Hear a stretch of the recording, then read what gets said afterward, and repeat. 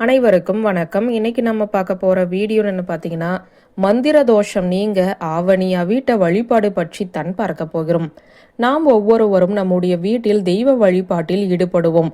அவ்வாறு தெய்வ வழிபாட்டில் ஈடுபடும் போது நம்முடைய குலதெய்வத்தின் மந்திரத்தையோ இஷ்ட தெய்வத்தின் மந்திரத்தையோ கூறி வழிபாடு செய்யும் வழக்கத்தை பலரும் வைத்திருப்போம்.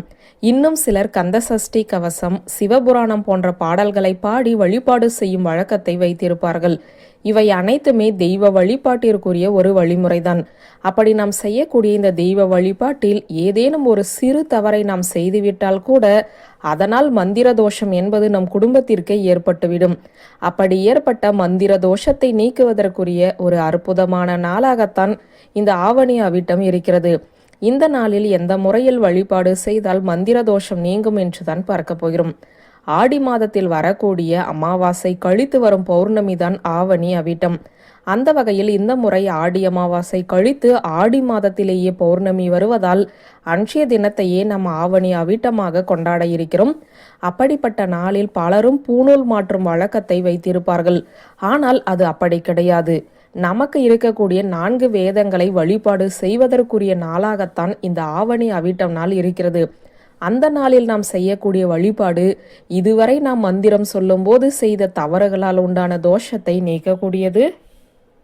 இந்த வழிபாட்டை ஆகஸ்ட் மாதம் 9ஆம் தேதி சனிக்கிழமை அன்று செய்ய வேண்டும். பிரம்ம முகூர்த்த நேரத்தில் எழுந்து சுத்தபத்தமாக குளித்து முடித்துவிட்டு வீட்டு பூஜை அறையில் இருக்கக்கூடிய சுவாமி படங்களுக்கு மலர்களை சாற்றி ஒரே நேர்கோட்டில் வடக்கு அல்லது கிழக்கு திசை பார்த்தவாறு 4 நெய் தீபங்களை ஏற்றி வைத்துக் கொள்ளுங்கள். மொத்தமாக ஒற்றைப்படை எண்ணிக்கையில் தீபம் எரிய வேண்டும் என்பதை கணக்கில் வைத்துக் கொள்ளுங்கள். பிரம்ம முகூர்த்த நேரத்தில் கண்டிப்பான முறையில் 4 தீபங்களையும் நாம் ஏற்ற வேண்டும். இந்த தீபங்களுக்கு முன்பாக கோதுமையால் செய்யப்பட்ட ஏதாவது ஒரு நெய்வேத்தியத்தை வைத்துக் கொள்ளுங்கள். அடுத்ததாக விநாயக பெருமானின் மந்திரமான ஓம் கணபதியே போற்றி ஓம் எனும் மந்திரத்தை 11 முறை சொல்ல வேண்டும். அடுத்ததாக காயத்ரி மந்திரத்தை 11 முறை சொல்ல வேண்டும். பிறகு கற்பூர தீபதூப ஆராதனை காட்டி வழிபாட்டை நிறைவு செய்து கொள்ள வேண்டும். இதே ஆவணி அவிட்ட நாளில் சூரிய உதயம் ஆகும்போது சூரிய பகவானை நாம் வழிபாடு செய்ய வேண்டும். அவ்வாறு சூரிய பகவானை வழிபாடு செய்யும் போது ஓம் நமோ ஆதித்யாய நமக எனும் மந்திரத்தை 11 முறை கூறி வழிபாடு செய்ய வேண்டும். இன்றைய தினம் அருகில் இருக்கக்கூடிய சிவாலயத்திற்கு சென்று அங்கு இருக்கக்கூடிய நவகிரகங்களில் வீற்றிருக்கும் சூரிய பகவானை நாம் வழிபாடு செய்யும் போது நம் வாழ்வில் அளவில்லா நன்மைகள் உண்டாகும். அடுத்ததாக காயத்ரி மந்திரத்தை டிஸ்கிரிப்ஷன்லையும் போட்டிருக்கேன், பார்த்து தெரிஞ்சுக்கோங்க. ஓம் பூர் புவஸ்வக தத்சவிதுர் வரேண்யம் பர்கோ தேவஸ்ய தீமகி தியோயோ நக பிரச்சோதயாத்.